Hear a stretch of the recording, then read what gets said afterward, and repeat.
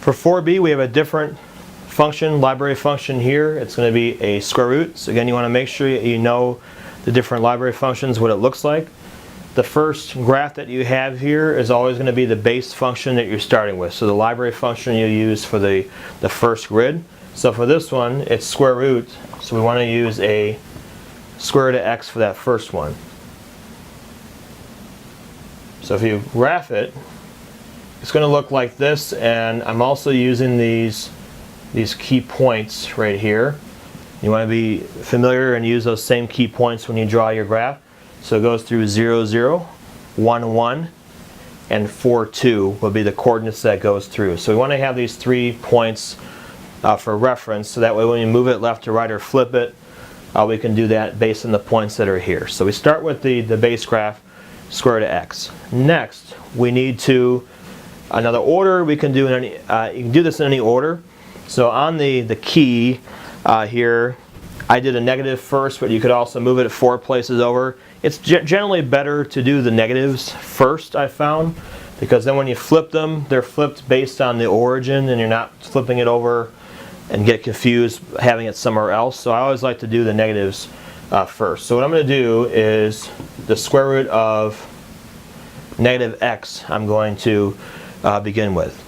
So a negative inside, what that's going to do to the graph is it's going to take this graph and flip it over the horizontal. So if negative is inside, it's flipped over the, over the vertical.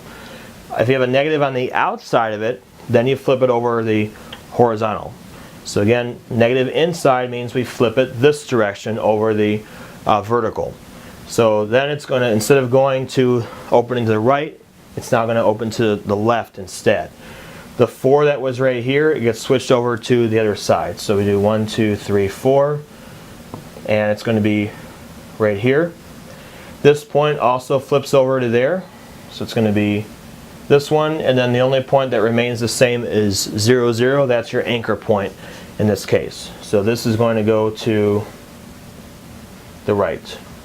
Okay. So that would be your graph opening up that way. So once we have that complete, let me show this joins to the right points here.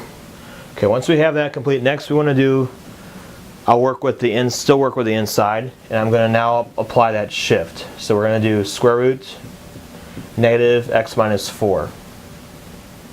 So what that's going to do is it'll take this graph, it's going to move it 4 places to the right. So that everything gets moved over 4 places. So what was at 0, 0, that moves over to here, to 4, 0. This point moves 4 places to the right, and that's going to end up right here. And then this point will move 4 places over and end up on the y-axis. So it's going to end up here. And so that graph is going to look like that. The last thing is we're going to do the whole thing now. We're going to graph negative x minus 4. Then we have minus 1, which means you're going to take all the points here and you're going to move the entire graph down 1 unit. So everything is going to stay the same. The x values are the same, except the y values will all move down by 1. So originally it was at 2. It's going to shift down here to 1. And then we have at 3 right here. That point will end up down here on the x-axis. So it gets shifted down to there. And this one gets moved down 1. So it'll end up right there. And so the graph itself is going to go like this. And that's what your final graph is going to look like. So again, on the test you will have these 4 grids, and you have to make sure you fill all of them in to show each step, each transformation from start to finish.